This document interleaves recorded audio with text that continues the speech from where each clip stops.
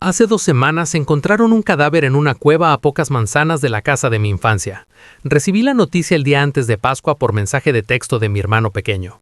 Estaba sentado en el aeropuerto, preparándome para embarcar en un vuelo desde Vermont, donde estudio en la universidad, de regreso a mi ciudad natal en Kentucky para las vacaciones de primavera. Según Jacob, el fallecido aún no había sido identificado. Fue encontrado el sábado por la mañana por una pareja local, atrapado profundamente en un pasadizo llamado Primera Cita. No había señales de juego sucio. La muerte del hombre parecía un accidente claro. Un caso clásico de un espeleólogo demasiado confiado que profundizaba más de lo que debería. La noche que llegué a casa, Jacob me dijo que cogiera la linterna frontal y me llevó a la única entrada que la policía no había bloqueado ya. Para que os hagáis una idea, mi ciudad natal tiene una pequeña pero entusiasta comunidad de espeleología anclada por un sistema llamado Needle Caves. Aunque no es tan extenso como la joya de la corona de mi estado, el Parque Nacional Mammoth Cave sigue repleto de rutas interesantes. First Date está oculto tras una enorme columna de piedra caliza en la parte trasera de una gran caverna. La mayoría de la gente se queda en la cámara principal. El techo es alto y está lleno de estalactitas, y hay rocas lisas donde puedes tumbarte y observar las formaciones. La propia Primera Cita tiene un suelo singularmente nivelado y una boca engañosamente ancha. Tiene forma de pasillo, pero cuanto más avanzas, más se estrechan las paredes. Al final se vuelve tan estrecho que ni los niños pueden pasar. Supuestamente, después de este punto de estrangulamiento, el pasaje se abre a una pequeña cámara, pero que yo sepa, nadie ha llegado nunca a ese punto. Cuando Jacob y yo llegamos, la entrada estaba bloqueada a medias con cinta de precaución. Al agachándonos bajo él, oímos voces que resonaban desde la oscuridad que teníamos delante. Pude distinguir varias voces distintas, pero no podía discernir lo que se decía. Entramos con cautela en la cámara, listos para salir corriendo si veíamos policías, pero no había nadie. Parecía que el grupo que nos precedía se había marchado justo cuando entramos. Fui a First Date y contuve la respiración mientras miraba dentro. Atrapado de lado en el estrecho pasillo estaba el cuerpo. Estaba profundamente en la garganta del pasaje, quizá a 10 metros atrás, tan apretado que la piedra caliza le tiraba la piel de la cara hacia las orejas, casi arrancándole una sonrisa. Tenía la cabeza girada hacia la entrada, los ojos abiertos, estaba perfectamente erguido junto a la roca. Tenía una cualidad chocante y cinematográfica. Mirar a través de ese marco irregular de piedra caliza era como mirar dentro de un Viewmaster. Entonces, ¿la policía lo va a dejar ahí para siempre?, le pregunté a Jacob durante el ascenso. Se encogió de hombros, diciéndome que ya había habido un intento fallido de rescatar al cadáver. El hombre estaba más atrapado de lo que parecía posible, y las autoridades seguían resolviendo la logística para llevar S&R o maquinaria a las profundidades. Esta fue la primera muerte en las cuevas de la Nuga, así que no fue sorpresa que la recuperación fuera lenta, especialmente porque el tipo no tenía familia que impulsara las cosas. El martes por la tarde me encargaron reunir a mis hermanos pequeños para cenar. No pude localizar a Jacob en absoluto. Cuando sus llamadas seguían fallando, pensé que estaba en uno de sus habituales lugares sospechosos, y tenía bastante claro cuál era. Cuando regresé a la caverna, encontré a 5 amigos de Jacob reunidos alrededor del pasadizo. Se echaron atrás al verme, visiblemente embarazados, y con razón. Jacob estaba muy metido en First Date. Según mi estimación, no estaba a más de 2 brazos del cuerpo. Llamaba a sus amigos lo cerca que estuvo de tocar el cadáver.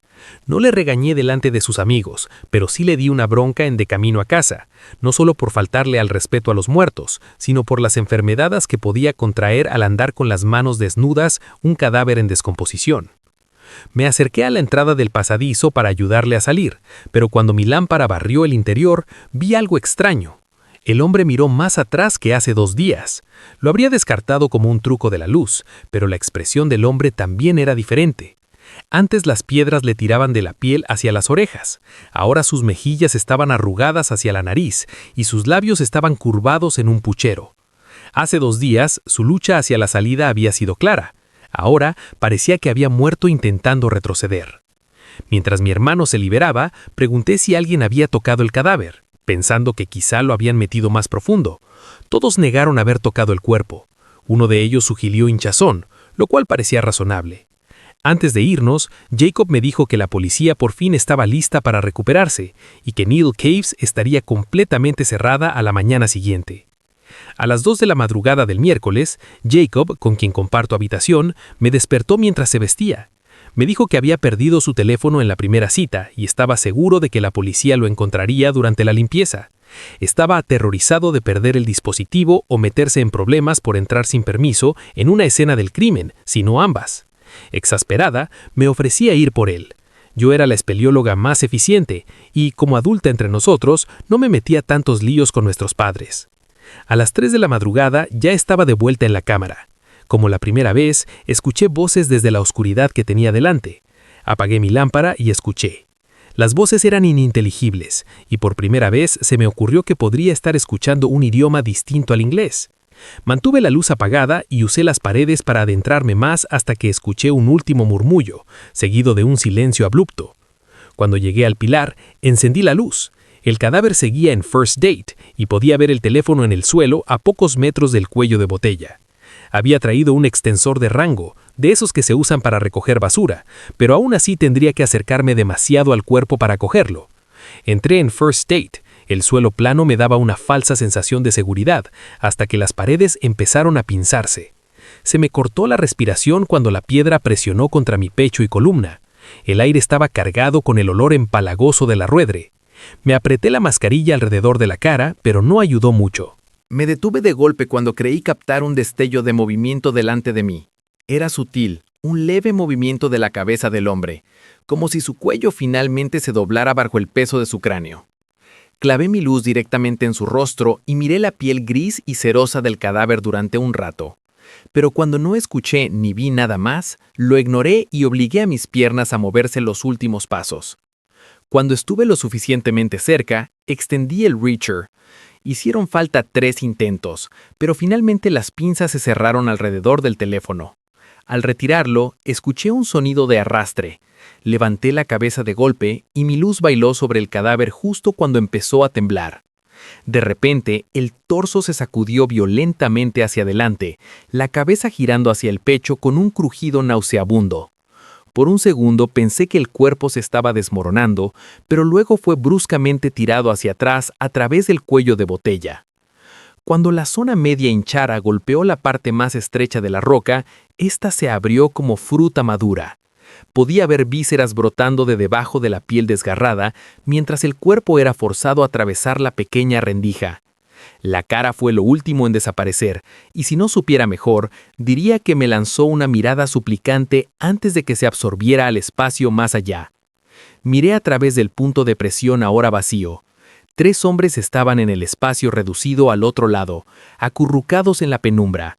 Su ropa estaba llena de suciedad y su cabello parecía cuerdas grises y rígidas. El que estaba más cerca al hueco me miró a los ojos y me dedicó una sonrisa amarilla y afilada. Me aparté hacia la entrada tan rápido como la roca me lo permitió. El hombre se rió, desapareció un segundo y reapareció sosteniendo una larga varilla metálica. Un trozo de varilla, creo, que pinchó por el punto de pinzamiento. Me lanzó el extremo afilado como si fuera una lanza, pero yo estaba justo fuera de mi alcance. Dijo algo a los demás, y luego todos se dispersaron en la oscuridad detrás de la brecha. Hice el ascenso más rápido y torpemente que nunca en mi vida, volviendo a casa cubierto de rasguños. Le conté a Jacob lo que había visto y pareció creerme. Más tarde ese día, fui a la policía para dar mi testimonio. El agente me miró con desaprobación todo el tiempo. Cuando terminé, me dijo que no le hiciera perder el tiempo con bromas. Según él, búsqueda y rescate ya había recuperado el cuerpo hacía horas. Salí de la estación incrédulo. Más tarde ese día, les llamé de nuevo para confirmar la versión del agente y me dijeron lo mismo. El cuerpo en First Date había sido recuperado esa misma mañana y Needle Caves pronto reabriría al público. No tenía ningún sentido. Quien hubiera visto en First Date desde luego no eran policías. Aunque lo hubieran sido, ¿cómo demonios habían superado el cuello de botella? La mayoría de los mapas de First Date muestran una pequeña caverna más allá del punto de presencia, pero tiene que haber algo más que eso. Creo que hay otro pasaje al otro lado, pero si conduce hacia arriba a una entrada secreta al sistema de cuevas o continúa a un laberinto completamente inexplorado y sin cartografiar, no tengo ni idea. Por supuesto, todos mis amigos dicen que he alucinado, lo cual supongo que siempre es una opción viable. No tengo historial de hacerlo, y he explorado First Aid varias veces antes sin incidente, pero pueden pasar cosas extrañas bajo tierra. Cuando termine el semestre, volveré a Kentucky para el verano, y Jacob y yo vamos a ver si podemos conseguir algunas grabaciones de video de otro lado del hueco con un Rover RC.